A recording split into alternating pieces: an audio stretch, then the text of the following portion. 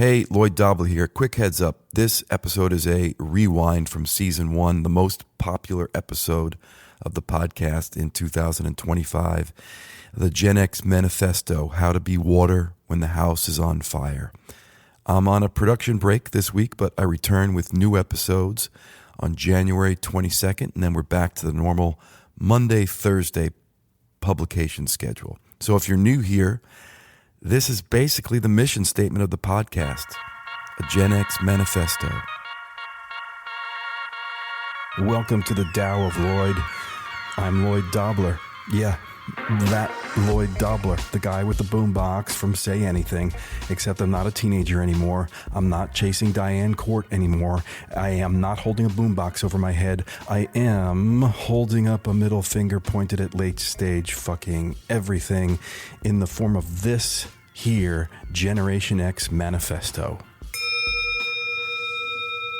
Today, we're talking about my generation, Generation X, the forgotten middle child of American history, wedged between the boomers who broke the planet and the millennials who got student debt, climate collapse, and a side of avocado toast. We grew up during the Reagan years when greed was good and compassion was communist. But before Reaganomics trickled down and melted our future like a mixtape left on the dashboard of empire, something else almost happened. Something wild, something beautiful. Because before the boomers broke the planet, those boomers, our parents, almost stopped the machine and rewrote the ending. Honestly, we were maybe one or two naked drum circle sing-alongs of give peace a chance away from actually giving peace a fucking chance. That is to say, our parents were hippies, man. I mean, not all of them. Sure, my parents were in the military. And as I have been saying since that first dinner date with Diane, that is not an organization I can work for. U.S. foreign policy being the blowback-inducing homicidal bull in a geopolitical china shop that it is. But enough of our friends' parents had beads and bare feet and wide-eyed dreams. There was a moment, however brief, when it seemed like they might actually change the world. In the 1960s, we had a U.S. Senator, Robert Kennedy, speaking out against an apartheid state. In that apartheid state, emboldened by, and this is important, following the lead of a grassroots movement, not leading it, when he said this. Each time a man stands up for an ideal, or acts to improve the lot of others, or strikes out against injustice, he sends forth a tiny ripple of hope, and crossing each other from a million different centers of energy and daring, those ripples build a current which can sweep down the mightiest walls of oppression and resistance.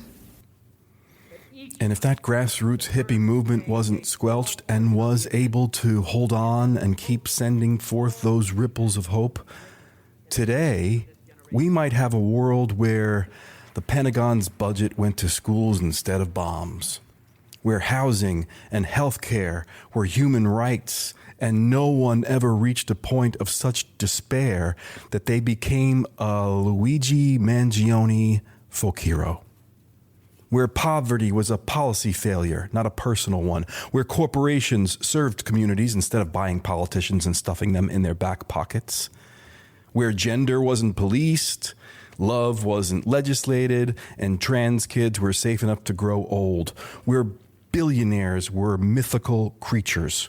Where art didn't need funding because it was considered essential, like oxygen or water. Where community gardens outnumbered police stations. Where no one needed to say Black Lives Matter because it was never in question. Where the genocide in Gaza was called by its name and stopped not in spite of our love for Jewish people, but because of our love for Jewish people and all people, because true solidarity means refusing to let anyone weaponize trauma into apartheid, into rubble, into silence ever again. where Exxon executives stood trial for ecocide, and better yet, where the climate didn't collapse because the cancer that is capitalism was cut out, and where love actually was all you needed because society made sure that everyone had enough. That's what could have happened if the hippies won. Instead, Robert F. Kennedy was assassinated. So was Martin. So was Malcolm X. So was John F. Kennedy. And to usher in the era of Ronald Reagan, they even took out John Lennon. Yeah, imagine no possessions. That lyric alone put him in the crosshairs.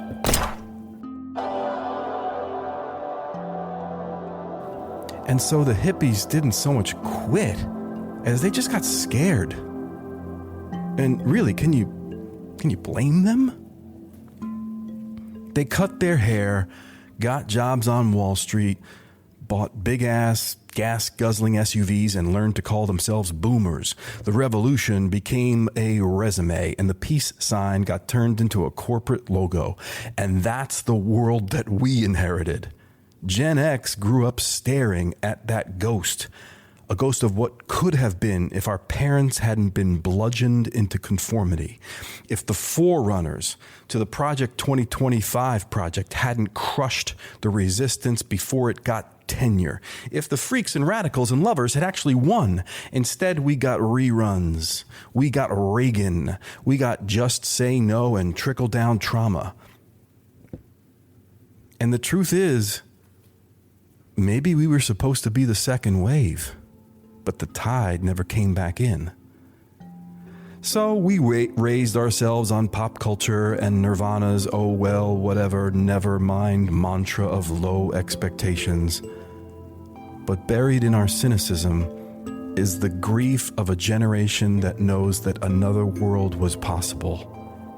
And it almost happened until the mother fascist showed up early. And now, in 2025, they're here again. ICE agents rounding up people in the streets. The Trump administration's talking about deporting American citizens. And people are asking us why we're not more optimistic.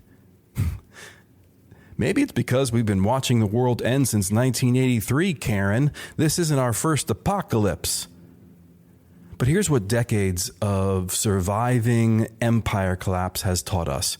You don't beat fascism by meeting force with force.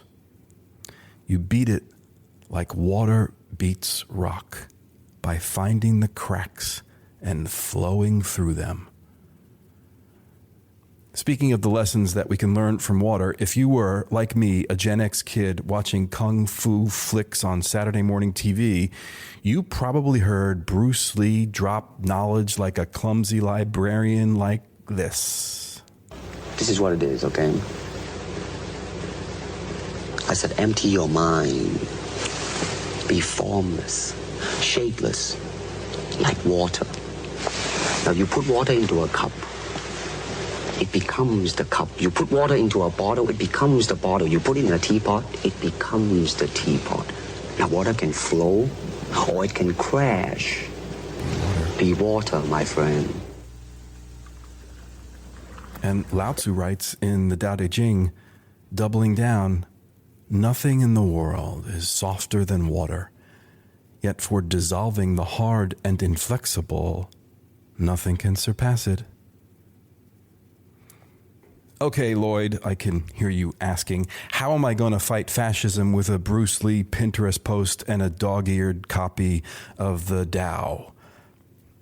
Here's the plan. When ICE comes to your neighborhood, don't meet their violence with violence. Redirect their momentum against them. Document everything. Make their brutality visible and expensive. Create sanctuary networks that move like water, flowing around obstacles, impossible to contain. Use economic pressure. Fascism runs on money. Cut off the flow and build parallel systems, mutual aid networks, community defense. Make government irrelevant by making it unnecessary. And this is Wu Wei resistance, right action that flows with natural patterns. So Wu Wei, it's a central concept in Taoism. It literally, can mean non-action or effortless action. But don't mistake that for doing nothing, because it is not doing nothing. Imagine a world champion surfer riding a wave, not fighting the ocean, but using its energy. Or a tree bending in the wind instead of breaking. Or people protecting each other from disappearing acts in government vans, not pretending that just doing your job makes you the good guy.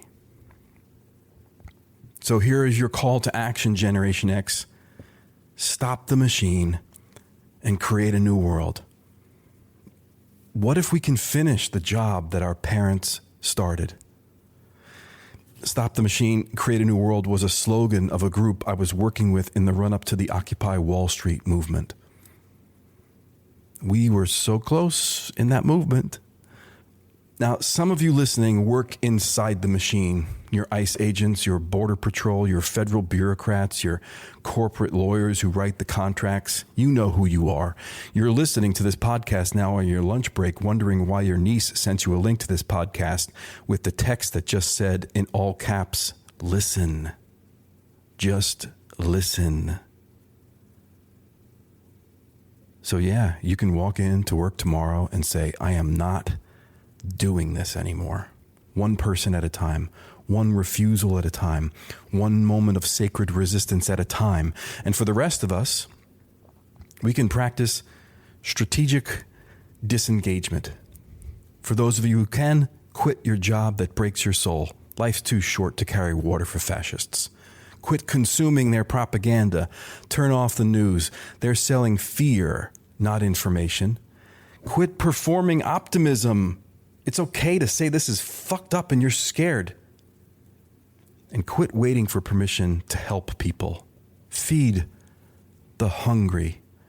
House the unhoused. Protect your neighbors. And here's what we're building while the empire collapses. Communities that actually take care of each other, not because the government tells us to, but because it's what humans do when we're not being forced into artificial scarcity. We're building an economy based on mutual aid instead of extraction, local food networks, community land trusts, worker cooperatives, things that can't be shipped overseas or automated away. We're making decision-making that happens in circles, not hierarchies. Horizontal democracy, consensus building, the stuff our hippie parents almost figured out before they got scared, put their tails between their legs and went to work on Wall Street. A culture that values rest, creativity, and connection over productivity, competition, and accumulation. And this isn't some utopia. This is just what happens when you stop letting sociopaths make the rules. And here's where the Generation X, my generation, has an advantage. We have something that other generations don't. We expect nothing from the system and everything from each other.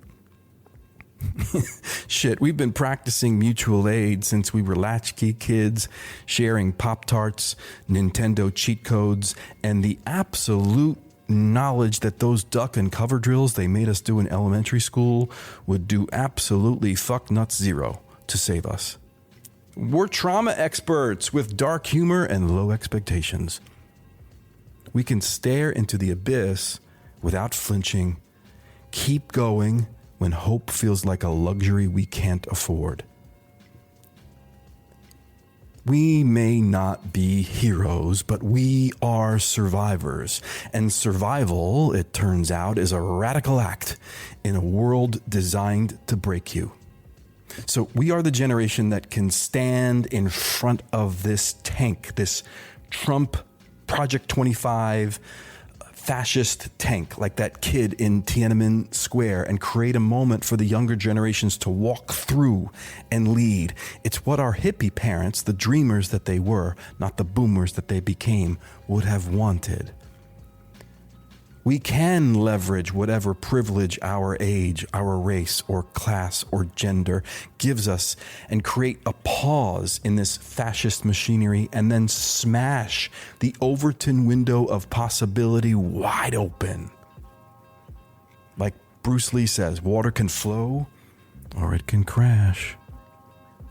Right now, in different places, in different situations, and for different people, we need it to do both. So this is my Gen X manifesto. Share it. Stop the machine. Break it down.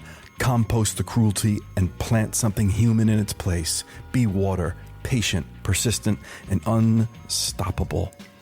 And in this way, create a new world. From the edge of the empire in the center of the self. This is the Tao of Lloyd.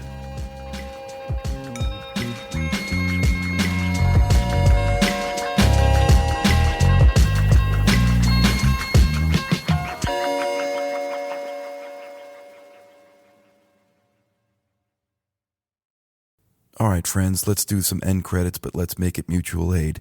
If you want to help the Tao of Lloyd grow, hit the follow and subscribe button on your platform of choice. Then do a little tiny capitalist ritual that helps the show. Rate it, review it, and tap 5 stars like you're defusing a doom scroll time bomb. And please share this episode with one friend, one group chat, or one coworker who looks spiritually dehydrated. That's how this signal spreads. Thanks.